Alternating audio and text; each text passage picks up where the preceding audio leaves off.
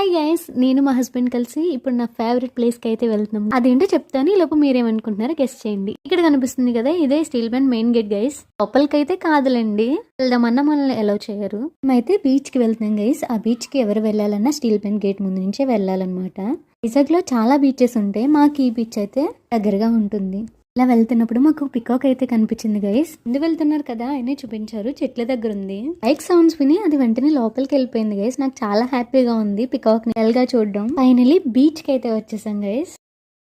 Cool climate లో స్పైసీగా ఏదైనా తింటే బాగుంటుంది కదా, అందుకే మేమైతే మిక్చర్ తీసేసుకున్నాం.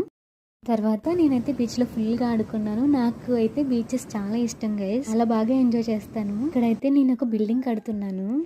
ఇప్పుడు